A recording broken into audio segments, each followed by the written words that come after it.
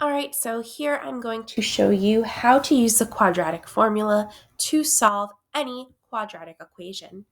The first step in solving any quadratic equation is, of course, to put it into standard form. Now, right here, it is not in standard form. We're going to put it in standard form and set it equal to 0. So we have to get this 4x to the other side. The only way to do that is by subtracting it from both sides. Doing that yields us x squared minus 4x minus 7 equals 0. Because when I take away 4x from the right side, I get 0. And when I take away 4x from the left side, I get negative 4x. And I've put it in standard form. Standard form helps us to get our a, our b, and our c values, which is really important for the quadratic formula. Our a value is 1. Our b value is negative 4. And our c value is negative 7. We're going to need those in the quadratic formula.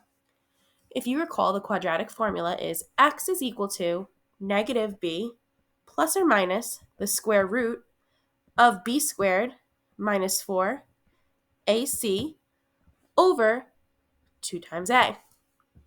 We're going to take the a, b, and c from our example and plug it in accordingly.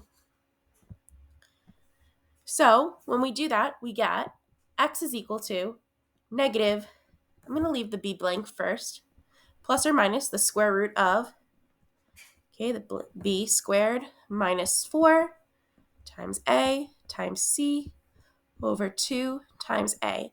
And now I'm going to fill in the blanks. Since our b was negative 4, anywhere I saw a b, I'll replace it with a negative 4. Since our a was 1, anywhere I see a a, I'm going to replace it with a 1. And since our c was negative 7, anywhere I see a c, I'll replace it with a negative 7. So now we have x is equal to negative 4 plus or minus negative 4 squared minus 4 times 1 times negative 7 all over 2 times 1.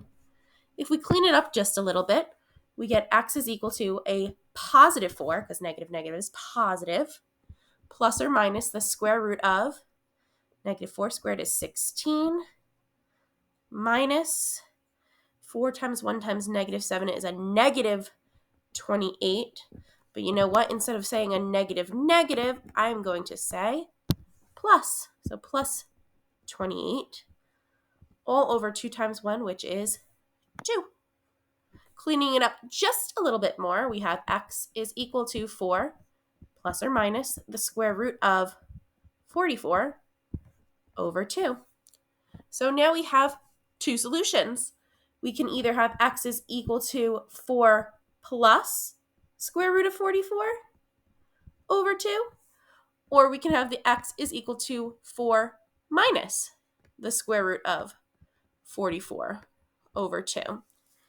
Using our graphing calculators, if we plug that into our graphing calculators, so here I go, 4 plus the square root of 44, enter, divide that by 2, I get roughly 5.32. So I'm going to write x is roughly 5.32.